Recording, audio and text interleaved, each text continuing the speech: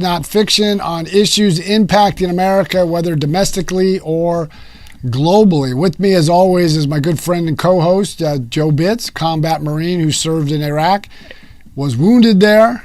I have a confession, John. And here we go, Joe. I don't know what we're talking about today. Oh, today basically is going to be a follow-up to what we talked about on Thursday, and this is the American people. And what we talked about Thursday was there looks to be a potential generational switch in the political parties and how the voters vote. Can we maybe just shift for a second, because there was a big issue that happened not only maybe closer to about 24 to 48 hours ago, was with the bridge collapsing. Correct. Now, that's all about the Secretary of Transportation would be more involved in that? Secretary of Transportation is definitely involved, because one of the problems they have, the Port of Baltimore is one of the busier ports on the eastern seaboard. So there goes our supply chain. So there's going to impact our supply chains. And they get a lot of auto parts and a lot of autos coming through that port. Okay. So now they got to fix the bridge. Now, there was a question. Joe Biden said it looks like the American people are going to pay for it. No, I'm sorry. Janet Yellen made a comment to walk back something I think President Biden stated about who was going to pay. Mm-hmm. So it's the shipping company they're going to try to go after and see if... Well, yeah, I mean, the shipping company should have insurance. Though I did see a little bit of like a small miniature like informational documentary about them where they're actually bought in a country that can't be sued or something like that. I would have to look into it, but a lot of the shipping companies But then the bridge was insured too. Yeah, so there's a lot of shipping containers are flagged in different parts of the world, even though like they may be European, but they're flagged in different parts of the world. So we'll have to see. First of all, we'll have to see what happened. Does the whole ideal of the infrastructure, does that kind of fall on Biden, because Biden was all about infrastructure? He's going to be no one's blaming him for the bridge disaster. The big problem is what happens afterwards. They just need to clear the bridge as fast as possible so more ships can get in there. They need to clear the bridge, but they also need to get the bridge back up and running, because it affects traffic congestion going into the city of Baltimore. Yeah, well, I guess they're just going to have to take the long way. But they can do it. I mean, hopefully they don't do it. I was down at that port a long time ago. Well, hopefully it doesn't take as long to do as when they built the new span to the Bay Bridge in San Francisco, Oakland. That took like 13 years. Because there was always this fight and it was cost overruns. Well, I think they were saying that if they put all their efforts in it, they could get it up and running in like 4 years. Yeah, well, let's hope so. I don't put much stock in government doing much, but hope they get it going. A lot of people were saying it was kind of maybe terror attack-ish. No, as far as we know, it's not a terror attack. Did you see how easy it went down though? It just like you hit that one thing and it just... Well, it's just a perfect storm. I mean, everybody's going to say it was a terror attack. There's no evidence to back it up. Now, the NTSB, the National Transportation Safety Board, they are very good at following up all leads. And what they do, it's like anything. They follow a lead and they discount it. If it doesn't materialize, then they move on to something else. Mm-hmm. So they're going to interview the whole crew. They're going to interview the captain. They're going to interview a lot of stuff, because a distress call was made by the ship prior to hitting the bridge. Yeah. That's how they cleared. It wasn't as many cars on the bridge. Yeah. So the NTSB is going to investigate and see what's going on. And it's going to take some time. We're not going to know in a few weeks. You're going to take probably the end of the year. You'll get a preliminary report before you get the final report in a couple years. Okay. So what else is going on? You have that. Then you have the president of Mexico basically blackballed or blackmailed the United States, saying, we'll help you with the immigrants coming into your country, but you need to legalize all Mexicans in America. You need to lift the sanctions on Venezuela, and you need to lift the embargo on Cuba, and you need to spend $20 billion to help fund some of these countries. But the problem is you have a president that has shown weakness after weakness. Now remember, this was the president who's supposed to be the foreign policy president. I know. They said he was the best president for foreign policy. Well, the reason they said that is because he was chairman or ranking member on the Senate Foreign Relations Committee. He's been in the Senate since 73 when I was in third grade. Mm-hmm. But if you look at his... I wasn't even born yet. Thank you. You look at his foreign policy credentials, even Robert Gates, who was Secretary of Defense under George W. Bush and Barack Obama, said, President Biden's a nice enough guy, but he's been wrong on every foreign policy decision in the last 40 years. Mm-hmm. And the problem is, I mentioned this on the radio show, he doesn't give press conferences. If he does, it's like 4 questions and he moves on. So we don't really know what he's trying to do or what he's going to do. Everybody's his surrogates, his cabinet secretaries like Anthony Blinken and others, they do the speaking for the administration. I'm going to have you pause for a second. Just take a good look at the TikTok you're doing right now. And just let them know that they can coming in with questions and comments and stuff like that. We want to hear them. We'll read them back to them and stuff like that. Okay, that's a good point. So if you got questions, type it in. Joe does the reading, and I'll try to answer as best of my ability. And we just like to hear from people. I don't want everybody to agree with me. I just want to have an open debate so we can solve these issues that are impacting America, whether globally or domestically. But getting back to the point is... Well, hold on. Let's go with Shannon. Shannon says the CIA are people that influence wars. I would have to see how she puts that in context. I think he. Maybe he. Is it he or she? Looks like a dude. Okay. It's a dude. I would have to see how that's Shannon. placed in context. Yeah. So going back to your thought. But I mean, because the whole immigration problem, I mean, Democrats have to say this. They have to own this. Now, there hasn't been a comprehensive immigration plan since Ronald Reagan issued one in 1986. Mm-hmm. Now, the media and President Biden focused on the failure to pass the Senate version, but they never mentioned H.R. 2, which passed 8-9 months ago. Mm-hmm. Out of the House, has been languishing in the Senate. H.R. 2 put a very strict policy on what constitutes asylum. You can't just claim asylum, I'm poor. It's not working.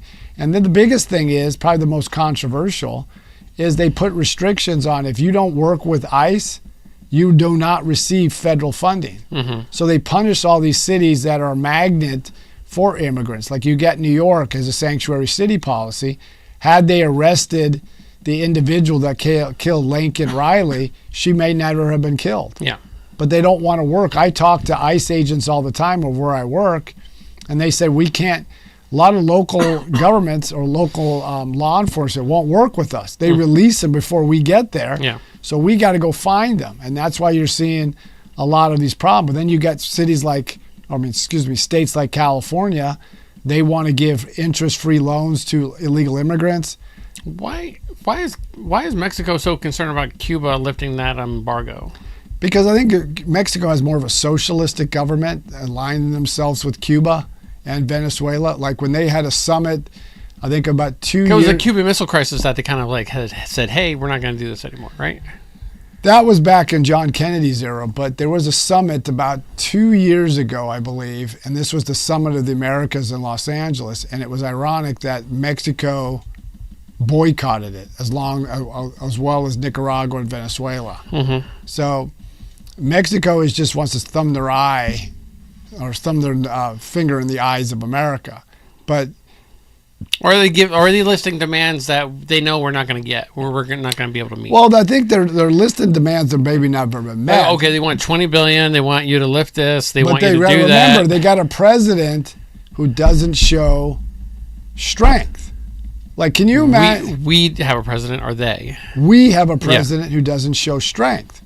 Now, can you imagine if these demands were made to Donald Trump? Yeah, he'd tell you to go F yourself. What he did when he was president, he said, we're going to shut the border down. Yeah. And I don't mean just from illegal immigrants crossing. We're going to shut the border on all traffic. And we're not going to give you Has he done that? Yeah, he did that early in his administration. So wait, like if you were like in the U.S. and you want to go party in Mexico, you couldn't do that? Yeah, but the biggest one he did, all trade coming across the border. Yeah. He shut that down.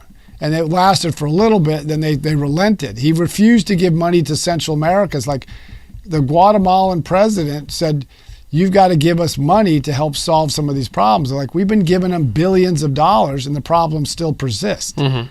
So, but you got a president who shows weakness. He has never visited Latin America. He's only visited the border twice, and he never visited the most active part. And know what's going to be funny is that when Trump becomes president, you're going to see a lot more Democrats visiting that border than than you've ever seen before. They're just not doing it now. But when it's a Trump problem, you know, because it's an American problem, but right now it's a Biden problem. Administration before it was a Trump problem. Administration before it was an Obama problem. Now when it's back to being a Trump problem, you're going to see every swinging Democrat go out there. But see, the only thing that's different this time is, I don't know who, if it was Greg Abbott, the governor of Texas, or somebody in his administration, when they started shipping the migrants north to all these sanctuary cities, they had their virtue sing, oh, we support illegal, no one is ever illegal, until they started to, their people in those cities and communities like in Chicago, they're enraged at Brandon Johnson for saying we don't have the money for the programs to help Americans, but we somehow have the money to help illegal immigrants. Yeah. And the people there are like, we want none of this. They're not blaming Greg Abbott. They're like, should Greg Abbott absorb 8 million people and no funding from the federal government? So when he started sending them north and to the west in Los Angeles and California and New York, then everybody started paying attention. And it needs to be, but the biggest thing they need to do, you got to tell, we're not giving you money. We need to streamline the immigration system, but you need to apply in your home country, not in America. You come here, you could stay, your baby's born here, that's an American citizen, that means all your whole family can come over. So my father was an immigrant. Yeah. But he had a 5th grade education. But what an immigrant he was. Yeah, but he came to America at a time where he had the same educational level as most of Americans did. Most of the Americans who fought in World War II didn't have high school diplomas. I bet you Papa Ubaldi had a mean backhand. Trust me. He did. And my dad was an iron worker back in the day. Oh, man, he got them hands. Oh, his hand was like... That sounds painful. Like a brick. With calluses on it. You get hit by that thing, your freaking jaw went to the other side. And he's just muttering something Italian as he's smacking you. Yeah, it was like, there's things that he wouldn't do as a first resort, but you knew when you screwed up. Your mom was full-blown Italian too, right? So you had 2 Italian parents? Well, let me tell you this. Why aren't you like 300 pounds? Because we exercise. But let me tell you this. When I was a kid, my dad got hurt on the job. He had a severe skull fracture. Yeah. So they retired him. He was 55 at the time because he was older than most parents my age. So he retired. My mom went to work. So he did whatever like a homemaker would do. He did woke my mom up, made her breakfast or made her lunch, sent her off to work. Made our breakfast, made our lunch, sent us off to work. Well, for us, we had a certain amount of time. When that alarm, when he woke us up, you had a certain amount of time. Get up, get your bed made, put your clothes away, and get to the table. Okay. So when we make our beds, I'm telling, we had to put hospital corners. We had to put a fold. There was no leaving your clothes all over the room. Wait, your dad was also in the Italian Navy. Italian Navy during World War II. Yeah. So stuff he's seen. Yeah, I'm telling you. So when we came home, if the bed wasn't made to his specification, your whole room was tore up. That meant you better clean it. So he had 4 boys. So the Marine Corps is nothing to you. So when he used to yell at us. So when I got to the Marine Corps, getting yelled at, I'm like, whatever. What the hell? Yes, sir. I'm like, you're nothing. I'm gonna toss your rack. Okay, but this is welcome to my world. This is the best you got. But that house was spotless. Yeah. So I asked him once, why do you keep the house so clean? Because your mom who works all day should not have to come home to a dirty home. Yeah. So the bathrooms were immaculate. Yeah. Everything had a place. So we had to help them out with chores and stuff like that. But there were certain rules we had to follow. Like for my mom, I remember one time my 2 brothers were watching the football game. And my mom was outside washing her car. My dad walked in, shut the TV. Get your hell out! If you want to eat tonight, your mom does not wash a car. Yeah, you do. Get out. And she probably just wanted to do it, because she got nothing better to do. He was not having that. And because we weren't exactly rich. Yeah. So whatever my mom made, and she was really good cook, but if she made something, you better eat it because you weren't getting anything else till breakfast. So that's why I was always a good eater. Yeah. And you've seen me eat. I mean. Well, I was the same way. I was always a plate finisher. Yeah, I could eat anything. But, I mean, these are the things that when he came to America, everything wasn't Italian. It's either sink or swim. Yeah. But see, he could interject into the economy because he had the same skill sets as everybody else. Yeah. Today, we're taking people who have very little education, very little skill sets, and not everybody, and this is not a pun on these immigrants, is going to work in the fields or construction or any of these things. You got to have skills. It wasn't like, as he was an iron worker, we talked to another gentleman who came into the store.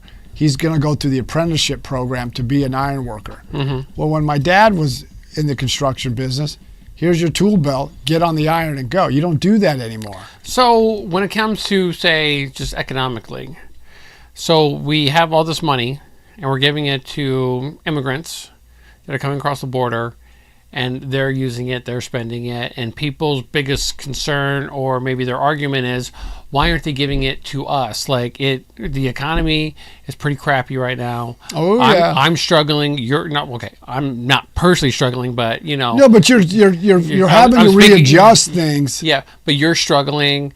There's a lot of people out there struggling. By taking that money away, or say shifting that money to the people that say need it for bills and stuff like that, does that change anything, or does that just put us more at a disadvantage when it comes to inflation? Well, it changes things because you're spending borrowed money. So far, they calculated out of the Congress, we spent about $500 billion on taking care of illegal immigrants. So we're $34 trillion in debt. It'd be like you as a family. You can't just keep throwing money at the door and expect everything's going to be, eventually it's going to hit. And that's what increases inflation. Larry Summers, who was the Treasury Secretary for Bill Clinton and senior economic advisor to Barack Obama, stated it. You got to stop the federal spending. Yeah.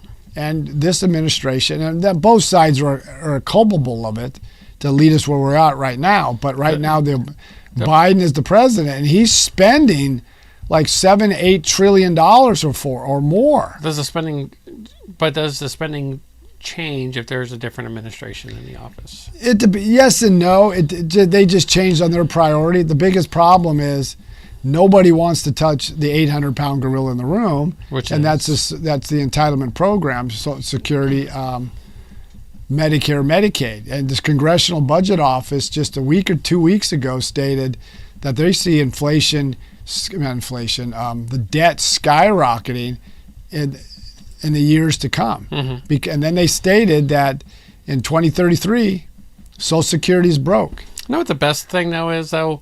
It doesn't matter for maybe our business or what we're doing. It doesn't really matter who becomes president because people are going to buy them guns no matter what. And again, it does hurt your business because interest rates, if you want to get a small business loan, interest rates are 7 or 8, 9%. Yeah. If you want to get investors, sometimes investors are leery to invest in a new business because they're looking at the rate of return considering everything else. Mm-hmm. If you want to get supplies for your business, the supply chain, everything is more expensive than it was 3, 4, or 5 years ago. Yeah. So commodity prices go up. I mean, even though you do guns are still an item, a commodity. You want to do ammo manufacturing, everything goes up. So this does hurt you. Well, the only thing better than selling guns is like selling porn or alcohol or something. But everything has a cost, and then you've got the rent on your building. Yeah. Rent goes up. You got insurance. Insurance. I got a 5-year lease. I'm locked in. You're locked in, but then you've got insurance. Yeah. Insurance goes up. So a lot of small business, some business can weather the storm than others. Okay, you sell guns. Guns is not a necessity. It's more of a want than a need. Okay, you're gonna. So if the economy, it is not, a gun is not a luxury item. I swear to you. Because if it was, this is like part of my pitch. If a gun was a luxury item, okay, it wouldn't be the second most important thing in the U.S. Constitution. Okay, the only thing stopping this government from becoming a tyrannical government is the fact of gun ownership. No, I agree with that. So when you come at me and say no, people will be finding ways to get a gun because it's almost as important as a car, a house, and insurance. Okay, but when you get a gun, but I got it. But when you are feeding your family. And you look, I've seen guys come in the store all the time. They're like, oh, I want to get that, but my wife won't let me because one guy even said he was getting married or they're getting to have their first child. Yeah. And they're like, oh, I can't afford it. If some guy walks into my gun store, our gun store, a gun store, and says, well, I'd really like to get it, but my wife won't get it. I'll be, get out. Just go. Okay? Don't even come here sniffing around. When you come in here, you're going to want to buy a gun or shoot your gun. But other things than that, do cost. What's up? But things cost. And a lot of people look at. You're right. And it's an unfortunate thing, but the president just keeps spending money. Now, what I said at the beginning, when it says the American people, there's going to be this, there looks like there's going to be a realignment. Because when I was a kid, the Democratic Party was the party of the working class. Yeah. And the Republicans was the country club, business, white, educated individuals. Today, the Republican Party is the party of the non-educated whites, the non-white working class individuals, where the Democrats are the party of the white, educated elites from the tech, government, the media, financials, and they look disdain on the working class. And you know what I don't understand either is that the government was, or the DOJ going after Apple for antitrust issues, where they're like, the Apple is, people are buying 65% of the cell phones or the phones is are from Apple. No crap. You're selling a good or a decent product and people enjoy it. So you're saying to me, like, if everybody starts buying my stuff and they don't want to buy anybody else's because I give them a good product, I give them good service and stuff like that, they're going to be like, yeah, you can't do that. The difference is there's nothing wrong if Apple owns 60% of the market. The problem is, did Apple act in a way where they did everything in their power to prevent competition from coming in? There's where you now I gotta stop being so. You know what? What's wrong with this country in winning? No, but the point is, what you said just a few seconds ago. If you put out a better product, your prices are a little bit better. Your custom. Okay, we're going to be dealing with other gun stores. Yeah. There's a gun range down, 15, 20 minutes down the road from you. They're an $11 to $12 million facility. It's a really nice facility. Okay, I've been inside that facility. Yeah. Okay, so. But if I smoke them. But you can't compete with them on their level because they have a bigger gun range than you do. But where you can compete is you provide the valuable customer service. You treat, and I work at a gun store where we don't treat anybody who doesn't have the gun knowledge as we do in a derogatory manner. Your wife went into a gun store and was going to spend $1,100 to get you a firearm. Yeah. And then come to find out, they was like, she's kind of unsure what to get. Oh, we can't help you. And she left and she went somewhere else. Yeah. So, but if you provide good customer service, good product at a good price, and you back up that people will come. But if you go around and do everything to prevent, like maybe work with the banks not to invest or loan money to that one company, that now you're stifling competition. Now you're putting your thumb, like Google. If you do a search engine, almost everybody goes to Google. Yeah. Google has a monopoly. Now there's some of the problems they're having is, and the government hasn't done this yet, is Google dominates the industry. But is Google doing everything it can to stifle competition? Microsoft, I believe, got hit hard with that because the operating system on most PCs is Microsoft. But it's kind of funny. Like, out of the 4 owners, I'm the only one that owns an actual phone that's an Apple. And but the thing is, like, a lot of the equipment that we're going to be using for the range and the store, we're gonna have to buy Apple products in order to do that. Well, I got an Apple phone, so yeah. But I mean, it's stuff like that. But I mean, but going back to the realignment, then you see some of the ethnic groups like African Americans, Asian Americans, Hispanic Americans, Jewish Americans typically vote Democrat. But because not this year, but because of like Jewish America, because of October 7th, they saw massive anti-Semitism. Mm-hmm. I had a guy come in the store who was an Israeli soldier. He's civilian. I spoke to someone at Starbucks last Sunday. She was Jewish. She says the fear that they have of the anti-Semitism. Then you have African Americans. They're starting to look around their community and they're like, we give 80 to 90% of our support to the Democrats, but look at our schools. Are our schools any better? And they can relate with the opponent or the opposite, the other guy more than they can. Yeah, I mean, 80% of black children can't read or do math to grade level. Same thing with Hispanic Americans. Hispanic Americans see all these illegal immigrants coming in and they go into their community and they did it the right way. Asian Americans, who are the most successful of all the ethnic groups in America, they see when someone talks about affirmative action, they know what that means. Their children are at the back of the line. Even though they study, they do what they need to do academically to get where they need to go. So that's what you're seeing. So I'm going to see where this goes, but it looks like, and I think the pollsters are missing it because they're part of the system. What's up? Nothing. No. We got 4 more minutes. So I mean, they're part of the system. This is on both Republicans and Democrats. If you look at the media, they're part of this. Now, Joel Cocken mentions, he follows an article written by Kim Strassel, that this election is going to be a class election. The situation I mentioned, the Democrats seem to cater more to that white, educated elites who push climate change, but they live a different lifestyle. They push defund the police, but they live behind walls, gated communities. They push public schools, except for their kids, go to private school. Mm-hmm. So you look at these communities are suffering while these educated elites live a different lifestyle. How many times do these educated elites push climate change, but yet they don't live the lifestyle that they push? Okay, Son of Gadgets, LLC. Sure, we'll take a look at that. Says, you speak the truth. Thank you. But I do not think we see an act. Okay?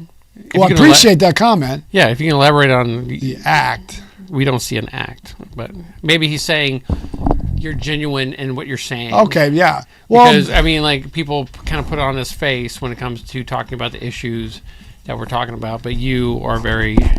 election. I think the reason is what Joe had said. I'm living the lifestyle. I mean, I'm struggling right now. I'm in a temporary housing right now. I've worked these jobs that are not high wage jobs, low wage jobs after one of my businesses cratered.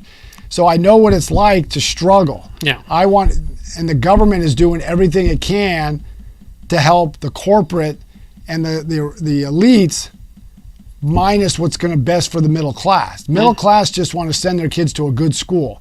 They want to make sure their kids are taught things that are going to get them a good job. Mm-hmm. They want to make sure that they're not pushed this climate agenda. I'm all for protecting the environment, but what they're pushing is making utility costs go higher. Your gas prices go higher. And then we're acquiescing American energy independence to China, and all the rare earth minerals are mined in countries that don't adhere to a environmental standard like we do, and you've got children mining these key components. So, all right, John, how can you get a hold of us? You can get a hold of us by going to ubaldireports@gmail.com. That's ubaldireports@gmail.com. Or you can go to Facebook, Twitter, Instagram, and TikTok and leave comments or message and let us know what you think. But in the meantime, let me turn this over to Joe. Joe will explain where he's at with All American Gunslingers. Well, we're close. So we got the cases. The counter's in. We got everything set up. We're now in the process of cleaning, making sure everything looks all nice and pretty. We're getting close to our funding stage where people that are listening they can help us fund what we need in order to get the business up and going. And we will also have our website up eventually. We do know that it's ready to go. We just got to get it handed over to us. So we'll be mentioning that. But if you want to get a hold of us or you just want to see our progress, you can go to all things social media, All American Gunslingers. Go to our Facebook page. Go to the Facebook page. Friend or like or, do something. Follow us. And just find a random post and tell us you heard about it on Ubaldi Reports, because John would love that. So until then, we'll talk to you guys soon. Until next Wednesday at 7:30 Eastern Standard Time, keep following Ubaldi.